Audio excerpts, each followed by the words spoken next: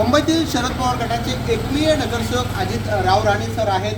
Sir, आज मी कोकण भवनला पोहोचलेले आहेत. एकमेव नगरसेवक आहात, शिंदे गटाला समर्थन करताय, कारण काय शिंदे गटाला समर्थन करण्याचं?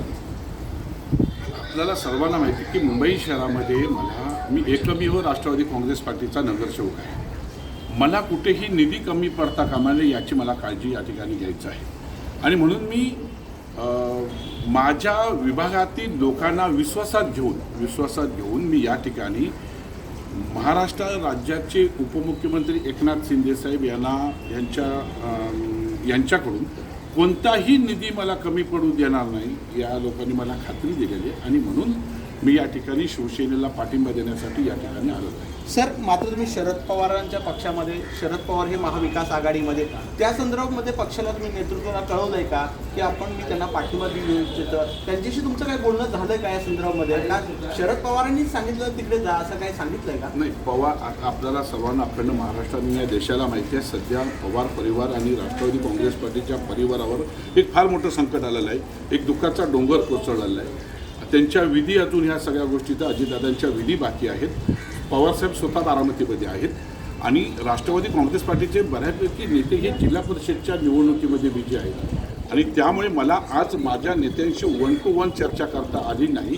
तरी पण मी राष्ट्रवादी काँग्रेस पार्टीची मुंबई शहरामध्ये ज्यांच्यावर जबाबदारी आहे त्या लोकांशी मी चर्चा केलेली आहे. हा निर्णय मला घ्यावा लागेल, लोकांसाठी घ्यावा लागेल, माझ्या विभागासाठी घ्यावा लागेल. कारण जर विभागातील लोकांनी मला निवडून दिलेलं असेल तर त्या लोकांची अपेक्षा आमच्याकडून पुष्कळ आहेत. आणि त्यासाठी मला सत्तेच्या गणितामध्ये मला कुठेतरी बेरजेमध्ये मला राहावं लागलं. आणि मी या राज्याचे उपमुख्यमंत्री, मात्र जरी तुम्ही म्हणता शिंदेच्या शिवसेनेला आम्ही पाठिंबा देतो, भाजपला देऊ शकलं, भाजपचा मुख्यमंत्री, मग शिंदेंनाच पाठिंबा का? कारण शिंदे साहेबांच्या सोबत एक जवळीक आहे. शिंदे साहेबांशी आम्ही जवळीक डायरेक्ट 1 to 1 भेटू शकतो.